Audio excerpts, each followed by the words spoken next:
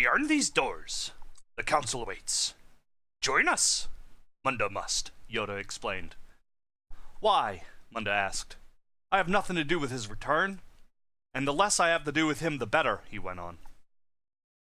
Good to see you too, Munda, Olian said. Yoda said nothing of Munda's outburst. Instead, simply gave a stern look to his apprentice. Munda seemed to shrink under the gaze of his master. Forgive me, Master. Today's events have just moved very quickly, and have come as quite a shock. Satisfied, Yoda moved on, and with a wave of his hand, the council doors opened before them. The three moved into the chamber. Yoda motioned for Olian to stop in the center, while Yoda took his seat. Olian watched Munda move to kneel at his master's side.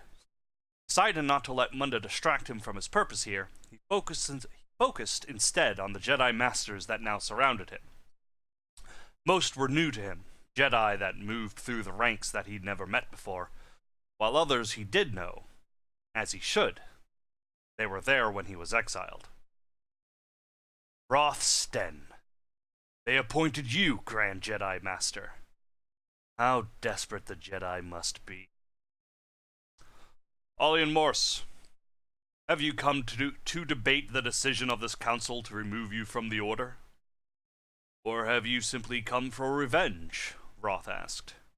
Neither, Olian answered simply. Then you've come to beg for your place in our Order back then, he retorted. Olian simply snorted. Beg? I do not beg. I did not beg when you stripped me of name and title. I did not beg when I should have been executed. And I did not beg when you threatened to strip the Force from me, Olian spat. I came to simply warn you, and you will listen or you will not. Do not presume to tell me my intentions here, Sten, Eater of Suns.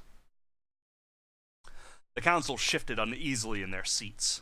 Their Grand Master had fallen to the dark side nearly 40 years ago, and had tracked a large crime syndicate to their base.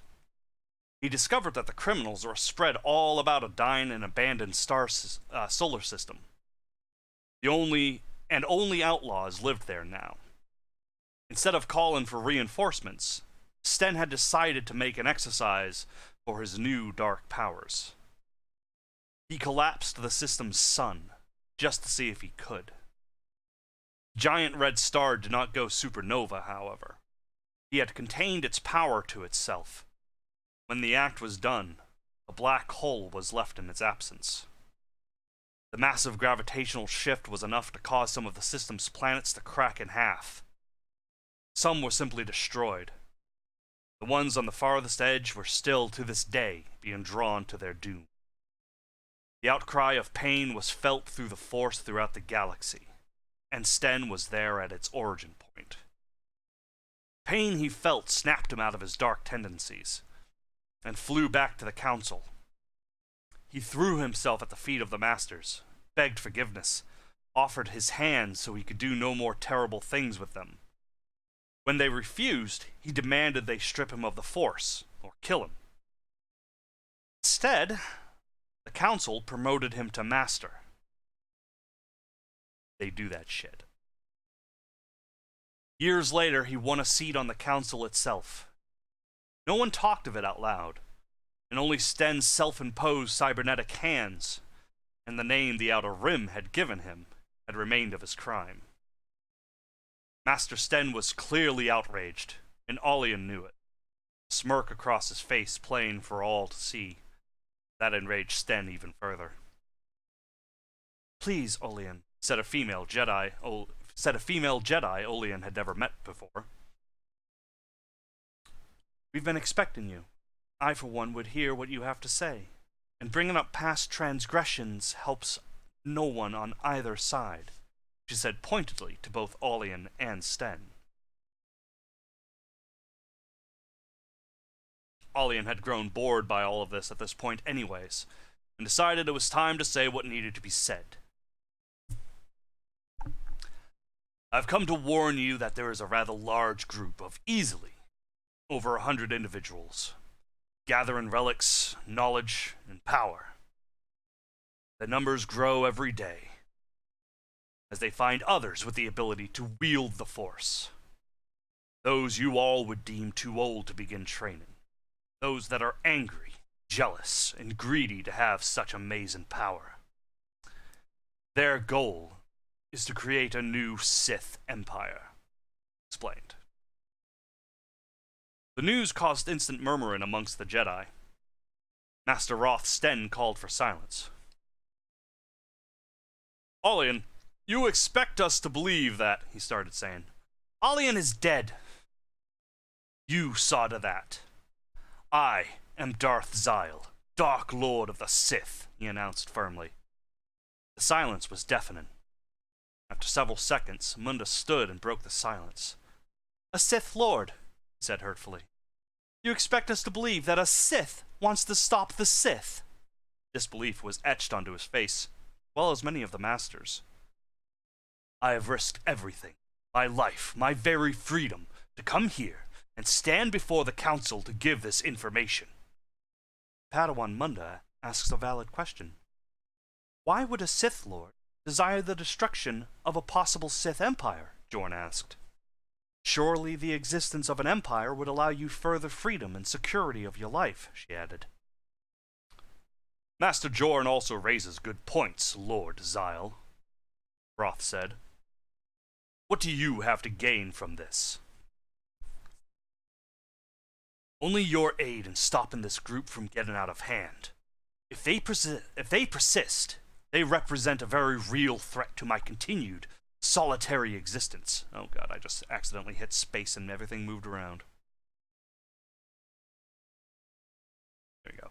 A very real threat to my continued solitary existence, as well as the threat they are to the galaxy and your precious order that keeps its peace. I would very much like to continue to be left alone, and alive, preferably. In time they will come from me and the knowledge I have collected over the years, and when that time comes, their numbers will be too great for me to handle on my own. That is what I have to personally gain, Zyle said. What you have to gain is the ability to stop a future threat to the galaxy, as well as continue the safety of your order. You've already been attacked once, yes? You seem to be missing a number of artifacts, I do believe, Zyle added with a smile. How did you know that? Jorn demanded. Excuse me. Zyle pressed a button on his wrist. The chamber doors opened. A young girl, mid-teens Munda have guessed, entered the hall, dressed in typical Padawan robes. Nothing would have been out of place on her except for one difference. Her eyes. Her eyes told a story of trial and pain. I think those eyes would have belonged to a 50-year-old woman, not to a little girl. My apprentice, Tessa, Zyle explained. I sent her ahead of me and tasked her with stealing a specific artifact before I had landed, but it seems somebody had already beat me to it. I gave her a new item to steal instead. That too was gone. So instead, Zyle held out his hand. Tessa dropped a Jedi holocron into it. I present to you this. Zyle handed the holocron to Master Roth. Roth looked furious to be gifted their own property back to them. His hands balled into a fist, a ball of solid durasteel. Zyle, however, took it as a victory. I had hoped to show you two things with this theft.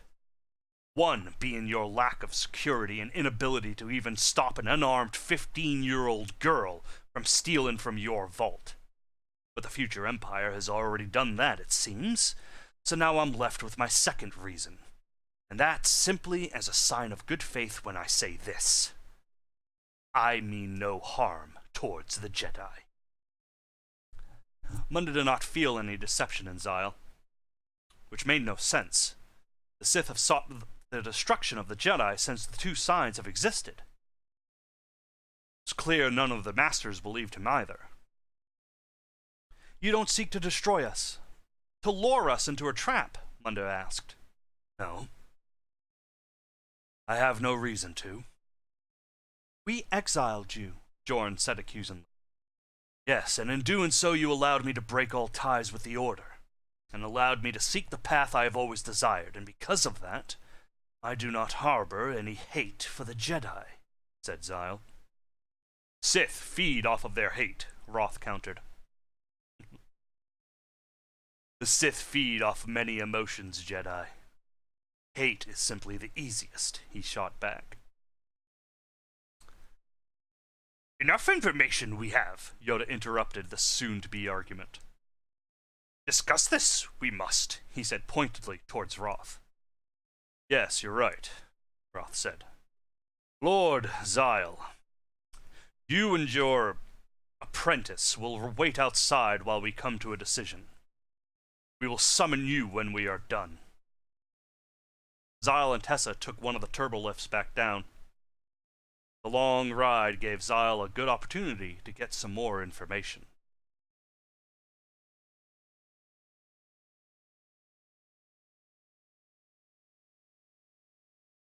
We found Zyle fanfiction. This is pre me being Zyle.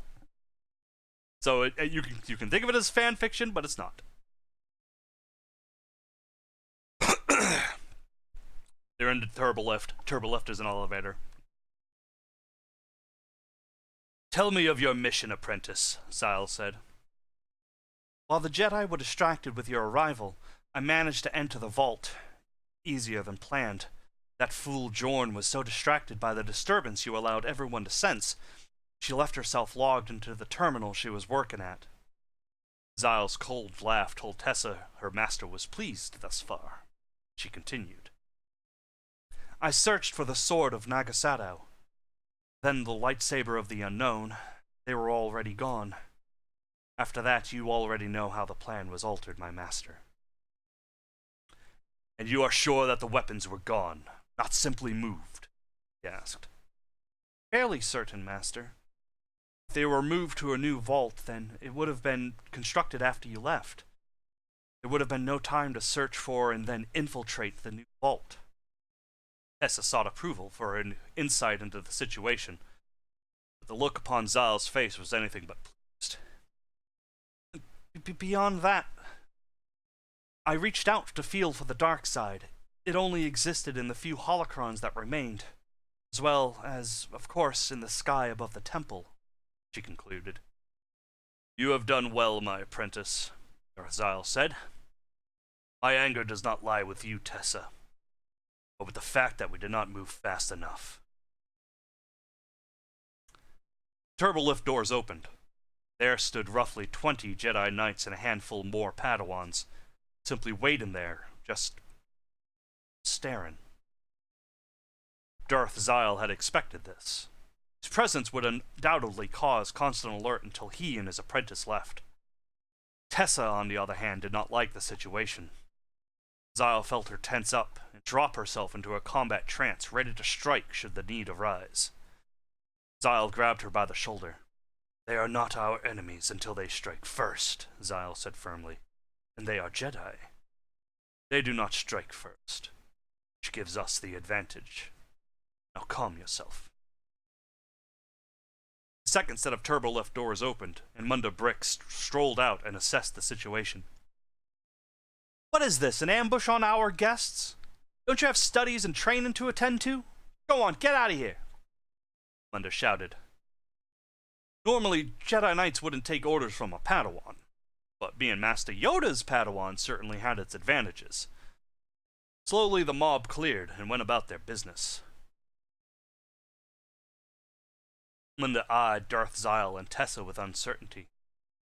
6 years ago, Alian was Munda's closest friend. He had a bright future as a Jedi historian. Now, here he stood, as a Sith Lord, with a Sith apprentice. Thank you, Munda, said Zyle. Save it, Darth. I'm only doing what the Council told me to do, and that's to make sure nobody gives you any reason to start killing everyone, Munda stated simply. Zyle ignored the misuse of Darth as his name. Well, I'm flattered that the Council believes my apprentice and I could kill every Jedi here all by our lonesomes, Zyle joked. Zyle and Tessa started walking away. Munda quickly caught up. Where are you going? Munda asked. For a walk. It's been 6 years after all. And I'm afraid my apprentice only was able to see a direct route from the entrance to the inside of the vault, Zal mused. Sparring room should prove an excellent site for young Tessa. I'm supposed to make sure you stay out of trouble, Munda said quickly. Then tag along if you must, like the obedient dog you've apparently become. Zal spat back. Excuse me. Ugh, man. It's a long chapter. You paid for it. The walk to the sparring room was an awkward one. Jedi and citizens alike were drawn to the sight of a Jedi and Sith walking together through the temple. Many stopping all they were doing to simply watch. One man, a construction worker working on the ceiling of the main hall, fell off his hover step 15 meters to the ground. Tessa reached out nearly too late and caught the man with the force. She then dropped the man the remaining half-meter to the ground for his stupidity. I know I am impressive, but do not kill yourself for me, she said with a giddy laugh. Munda did not think the taunt was very funny, but she did at least save the man's life. I can't believe you came back, told Zal, looking back to make sure the worker was okay. And I can't believe you're still a Padawan, Zal laughed. Drop it, Darth. You know full well that not everyone has the advantage of being trained from infancy, he shot back. Munda was brought into the Order at the age of 8, roughly the time younglings started their basic use of lightsabers. A few years later, he had met the then teenaged Olian. Though older, Olian took him on as a friend, and a student of sorts. And I suppose Master Yoda taking you on as his new Padawan was to make up for his failure with me?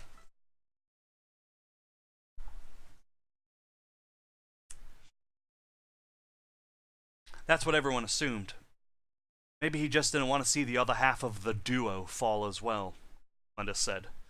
Despite his own feelings on the current situation, Munda found himself smiling at the memory of the Order's nickname for the two inseparable friends. To his great surprise, so was Zal. Fall. Oh, how I hate that term. I did not fall. I chose. This path has always been the one I sought. Not everyone is born with the ability to obey the Jedi Code without question. Our brains are simply not built that way. Take that worker Tessa saved.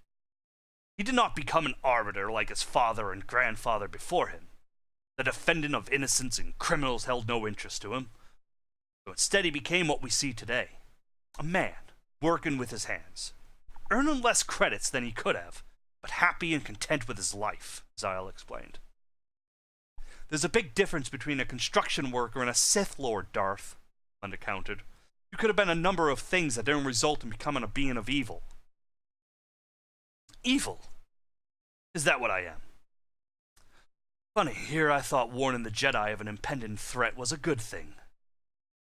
A single act of kindness doesn't make up for being an instrument of the dark side. Never mind whatever you had to do to become a Sith in the first place, Darth. You realize Darth is a title, not a name, right? He said, completely annoyed at the constant mistakes. It's like calling someone Mister over and over again. Oh, I'm completely aware of that, Darth, he spat back.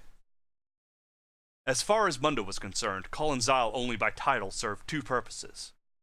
To annoy him, which was clearly already working, and as a constant reminder to both Zal and himself of just how far he had fallen. How'd you know that man's father was an arbiter? While he was fallen, his life flashed before his eyes. Easiest time to read one's thoughts. You didn't sense it? The sparring room was within earshot. The three of them could tell there was not much going on inside. From what they could tell, it seemed to be only one Jedi and a training remote. Indeed, as they turned the corner into the room, there stood a single Padawan, collecting blaster fire from the small floating ball. Suddenly, the remote fired a shot directly at Munda's face. He effortlessly activated his green lightsaber and redirected the shot back at the droid, destroying it. Munda! Kel shouted from across the room. I'm so sorry. I guess I forgot to set the target. I forgot to set it to target only me. He said, running up to Zamunda. Oh, don't worry about it. It happens all the time. Munda sarcastically lied. Oof. Really? Wow, what a relief. I felt really stupid just now, Kel naively said. Hey, now that you're here, you want to have a few duels? I've got a few new moves I'd like to... Kel just caught sight of the Sith Lord standing just a meter away. Munda? Who's this?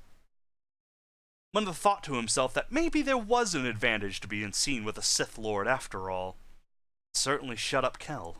Oh, right. Introductions. Kel, this is Darth Zyle. He's a Sith Lord. Munda explained it in such a fashion that you'd think such news would be normal in the Jedi Temple. He used to be a Jedi here 6 years ago, but he was exiled for having overly opinionated views on the Force, such as tapping into the dark side and not allowing it to alter your moral code, as well as... Munda turned to Zyle. How'd you put it, Darth? Oh, the dark side doesn't corrupt, but the Force itself does. Therefore, we must all be on guard. Then he went on to accuse a member of the Council of being corrupted by the Force. They gave him a slap on the wrist and assigned him to categorize in the archives. You know, the more I read this, the more I probably shouldn't have written this part. I should probably cut this. I'll keep reading. It just seems awkward. Just telling this kid everything.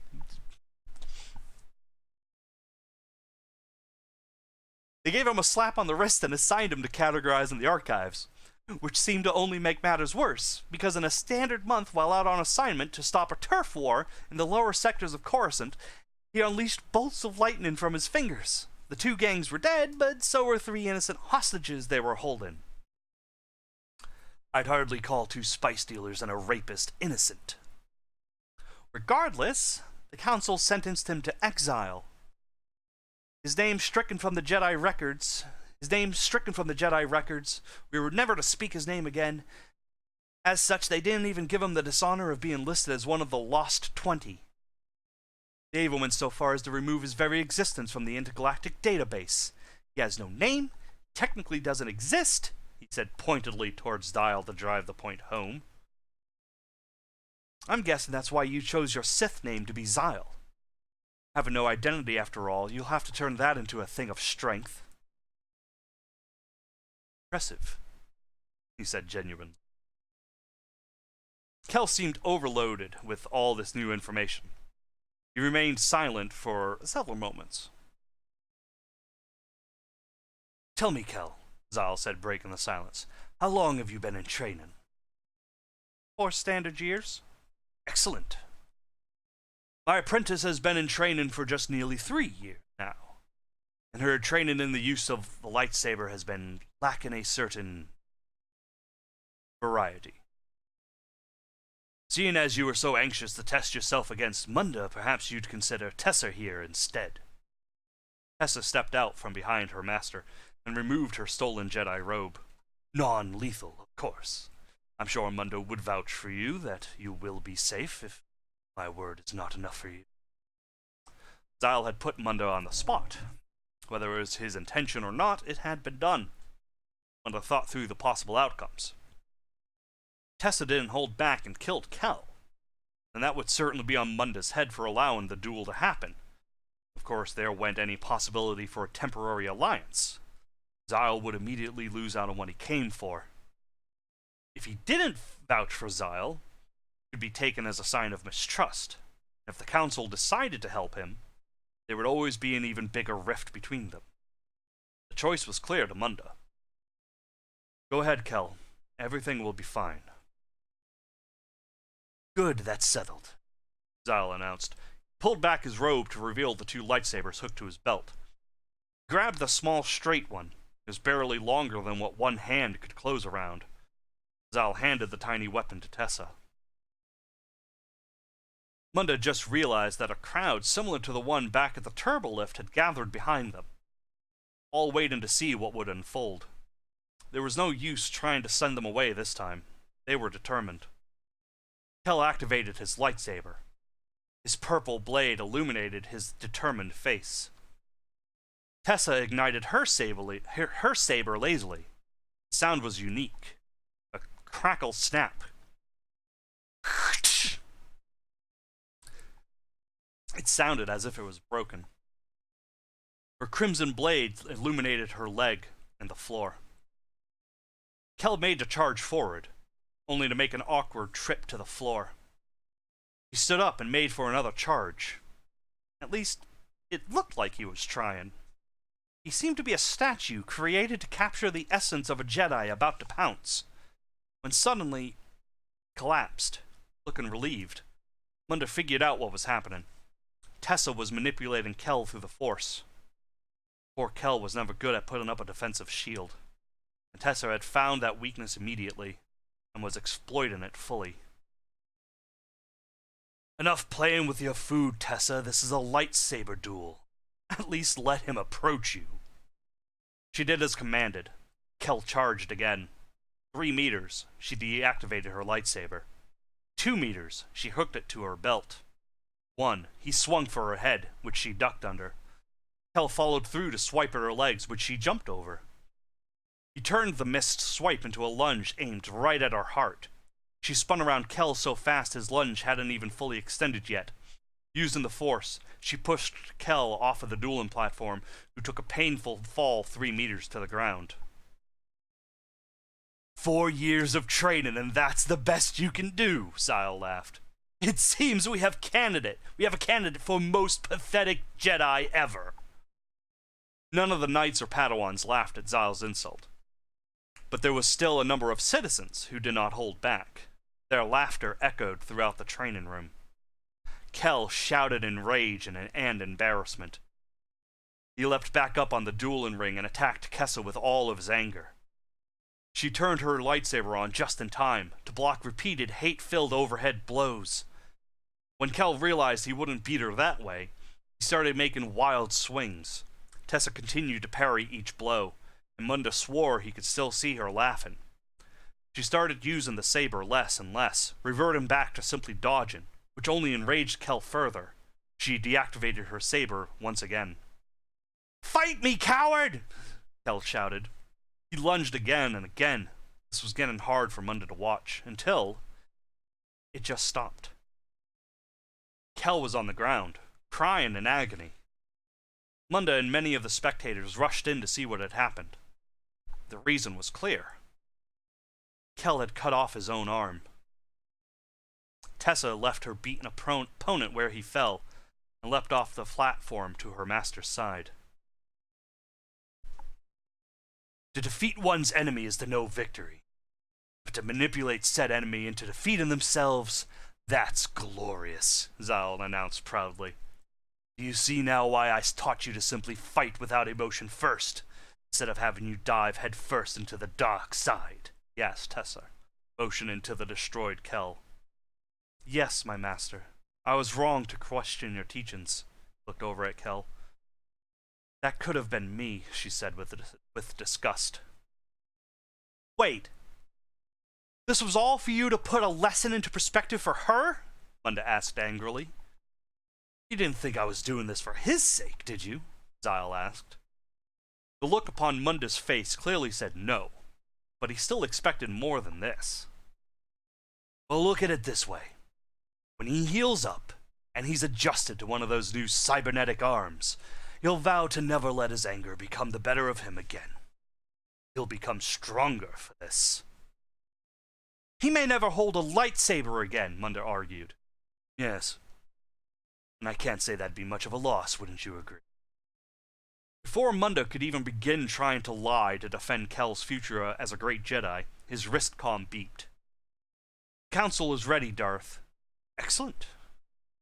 Let us see what the Force has in store for us, Zyle said.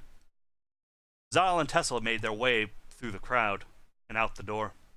With one last look back towards Kel, Munda left to catch up. Back at the turbolifts, Zyle turned to Tessa. Go back to the ship and ready it for launch. Whatever the Council's verdict, we're done here. Tessa bowed deeply. As you wish, my master. He turned, left immediately. Munda couldn't believe the situation. Stepping into the turbolift with Munda, they ascended towards the council chambers. All was normal yesterday. Nothing happened all day. It was as peaceful as it could possibly ever be at the Jedi Temple. While today, a Sith Lord landed, a Sith apprentice broke into the vault and stole a holocron, an allegiance between the Jedi and the Sith was proposed, and a Padawan had lost an arm. Munda looked at his old friend. He didn't know who it was. It wasn't his friend. And yet, was. Confusion racked his brain until it forced him to say it. I've got a bad feeling about this. End of Chapter 1.